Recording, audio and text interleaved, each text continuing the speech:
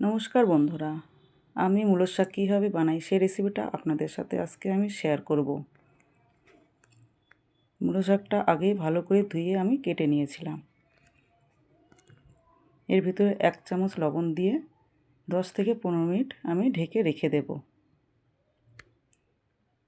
এবার মূলো শাকটাকে আমি ভালো করে মেখে জলটা বার করে নেব।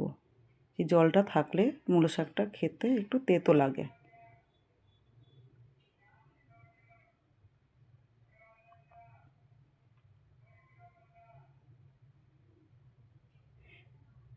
কড়াইতে সর্ষের তেলের ভিতরে আমি জিরে, সর্ষে, শুকনো লঙ্কা, একটু হিং, রসুন কুচি, পেঁয়াজ কুচি,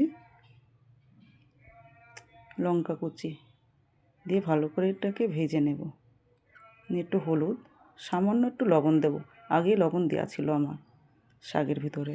একটু চিনি 1 চামচ মতো দিয়েছিলাম। দিয়ে শাকটাকে দিয়ে 10 মিনিটের মতো আমি ঢেকে রেখে দিয়েছিলাম।